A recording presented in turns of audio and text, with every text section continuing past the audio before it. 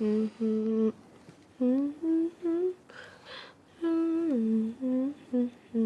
God, Belle, no. Hillbilly rock, hillbilly roll, silent line and away we go. Little bit of moonshine, little bit of meat.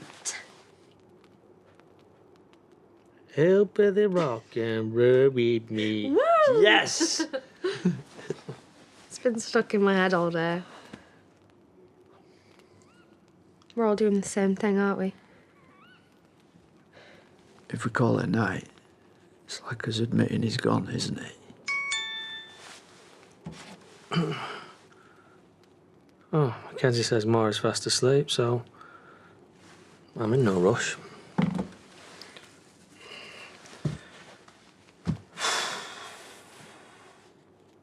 I wish I'd have said something today. He deserved much better than I gave him. You two did good, though.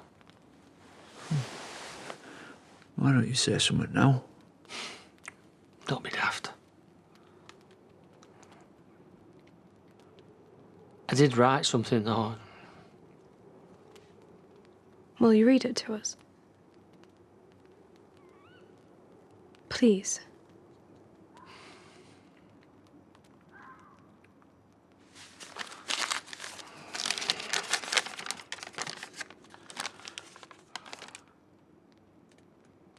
There's not a day goes by that I don't think about what Dad said at Butchie's funeral. You never forget a man grieving his son.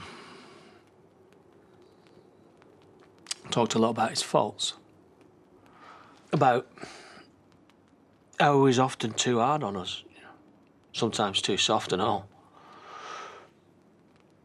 But I thought then, and I still think now, that the person he was hardest on most was himself. Because that man, he taught us everything. Even when we didn't want to hear it. I mean, about what's right and wrong. And I don't mean the law, but I guess we've all learned that too, the hard way. No, Dad always had his own code. The Dingo Code. And it's about what's moral, proper. About how you look out for your family and you always see them right.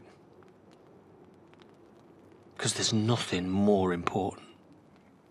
Be it your son, or daughter, or nephew, or niece, or, hell, a ruddy dog even. And how you don't let a day go by without telling your partner just how much you love them. And I hope he knew. Yeah, you know, when he went. But before and all. Just how much we loved him. Every one of us. Thick and thin. Rough and smooth. Everything in between. In my book, that is what love is. I promised him that day at Butchie's funeral that he'd never be on his own. And he didn't believe me. But he never was. And neither will we be.